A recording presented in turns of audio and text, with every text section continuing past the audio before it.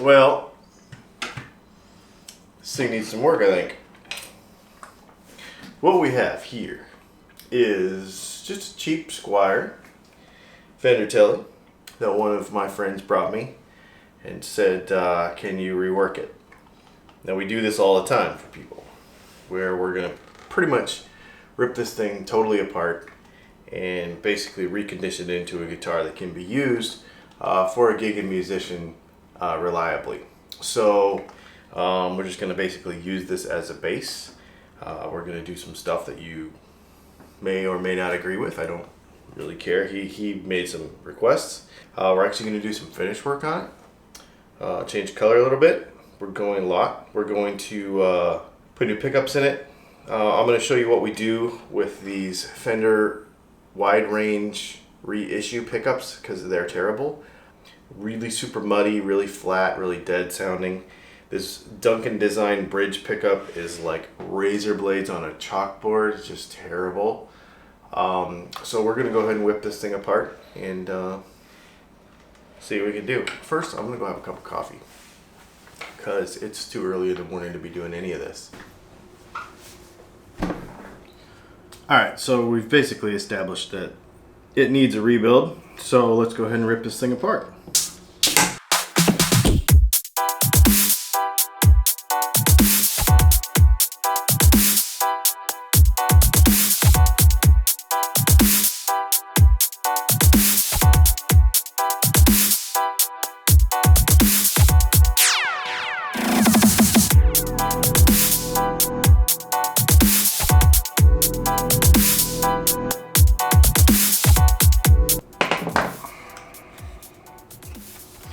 Alright, so we're going to go ahead and do our magic on this pickup.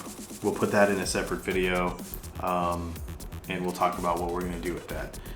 We'll talk about electronics all in one video probably.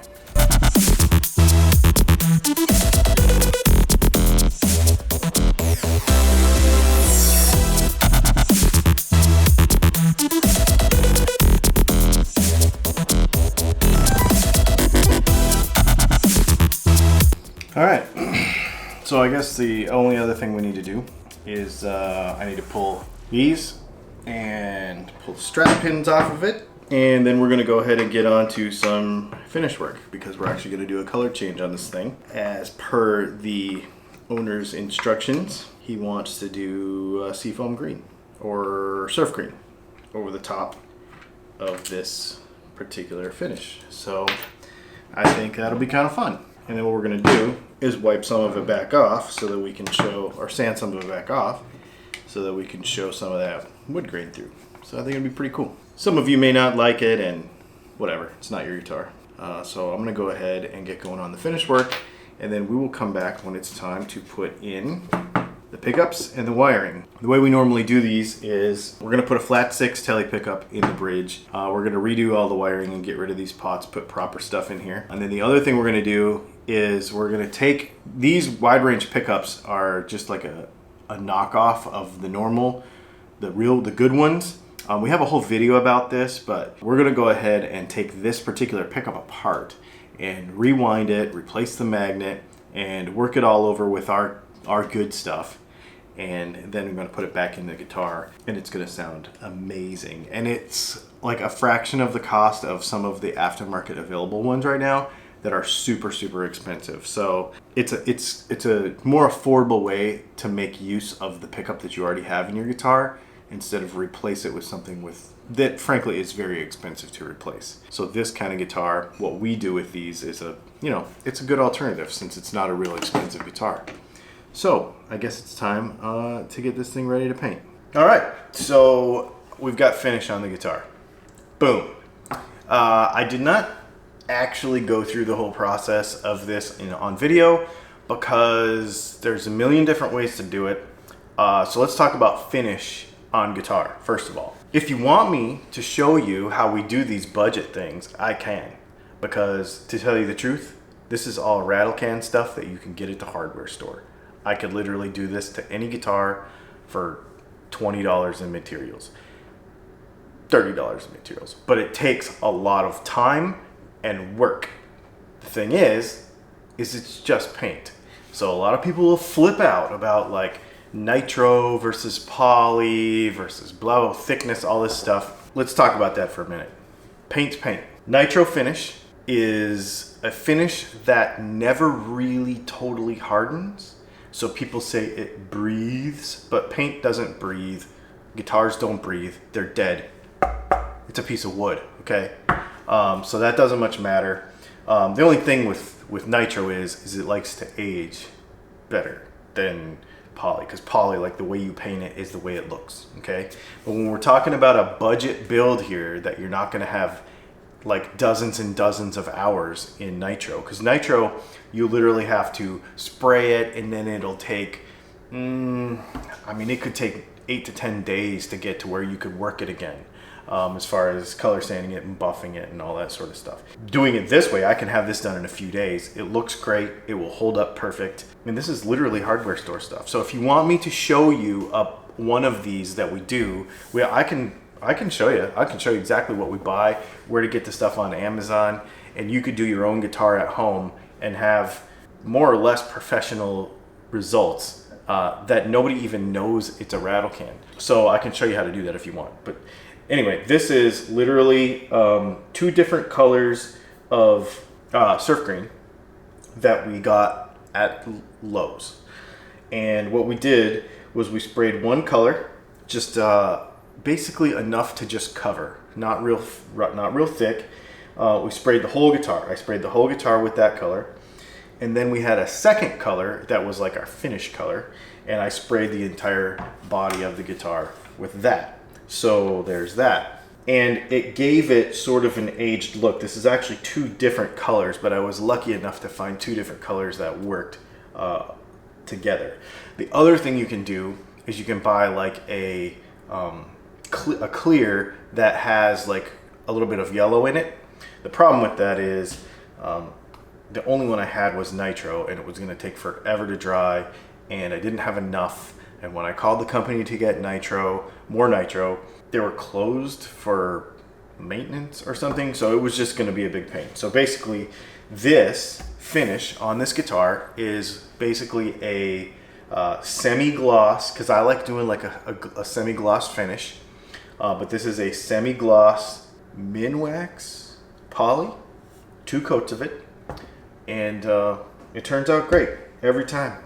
Some of my multi-$1,000 custom builds, I've used this same clear. We build custom guitars and we do the necks every time with Minwax poly from the hardware store. and I get compliments from every person that plays my necks who says that the back of the neck feels the best of any neck they've ever played. And it's Minwax Poly from Lowe's, out of a rattle can. It's just the way you do it. So I can show you some of those tricks if you want. He wanted a matching peg head. He actually wanted the peg head to match all the way around the back, which is something I've never done before, which I thought was kind of weird, but you know, he asked for it, so we did it. And then of course he wanted it kind of relicked off so that you could see the old sunburst finish through it, and a couple of little spots here. It came out really nice. I'm super happy with it. So in our next video, what we're gonna do is we're gonna tackle all this wiring stuff. I told you I would split this out in a different video because this specifically is some work, but I wanna show you what we do to save you money. We can take this Chinese Fender wide range pickup and make it into a really good pickup. I think you'll really dig it, and that's what we're gonna do in the next thing. We're also gonna change out all these pots.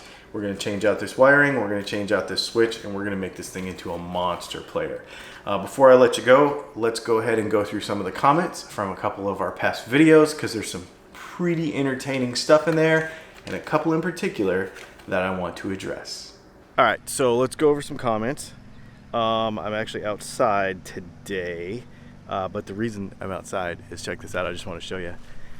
We have had our house for sale, and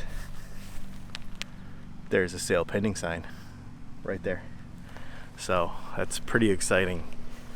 We close in a few weeks, so pretty stoked about that. Let's go over some of these comments, some pretty interesting ones. So it's crazy around here. I'm just saying. Let's see what we got. I'm using my phone today. A guy named Dylan, actually. This guy's name is Dylan. Hi, I'm a little confused about the whole brake angle thing. I've watched a few other videos about how you can keep a Bigsby in tune, and I've come to understand that you can do it by reducing the brake angle. I've seen people do this by not setting the string under the upper rod on the Bigsby, or by adding a tuning stabilizer to the upper rod. And he's asking, doesn't that hurt your tone? You know, when you release brake angle, have less brake angle, it does change the tone, and it changes how the guitar plays. So you really got to keep that in mind. I would say focus more on reducing friction, not brake angle. And you can reduce enough friction to make the thing work without reducing the brake angle. And there are a lot of ways to do that, and that's what those videos are about. Roger Smith says, why are there no locking tuners fitted? He's talking about our budget builds. In fact, a lot of times when you watch our builds, you'll see I don't put locking tuners on them. Honestly, locking tuners, all they are is a convenience for changing strings. They don't, if you put strings on a guitar correctly, locking versus not locking for tuning stability is kind of a misnomer. So it's really down to just convenience of changing strings. And when you're doing a budget build, it's a way to save some money, and you're not really losing anything. Adrian Esparza says, DeAndrea Deluxe Guitar Care Kit labels say contains petroleum distillates for the polish, lemon oil, and string cleaner. Please let me know if it's safe. I would not use it. I don't use any petroleum products on my guitars at all. That's why I use the lizard spit stuff in the description of this video, because it doesn't have any of that stuff in it. Petroleum is an oil, and it does hardly ever come off, and it's really hard to deal with once it's on your guitar. Eli Webster says, does this relate or work with solid state amps? I have a Fender Mustang V2. I've been trying to figure all of this out with it, actually. So he's talking about gain stages. Yes, it does. In fact, for that video series, we actually used a Boss Katana for that. So if you have a gain knob and a master knob, or a gain knob and a volume knob, even on a solid state amp, depending on the type of solid state amp, now some of the modelers and stuff are a little bit different, but for instance on a Boss Katana or on a Fender Mustang, that's a little bit more of a modeler, but it will still simulate preamp and power amp. You just use the gain knob for your preamp, and you use the master volume for your power amp. It will probably on a Mustang be a little less responsive than something like a Boss Katana or one of the newer Boss, but just the way they're doing those Boss amps is better, and it makes more sense, and it works better for doing that. So Anyway, it's like 98 degrees out. I just wanted to come out and show you that. I think it's really cool. Thanks for hanging out.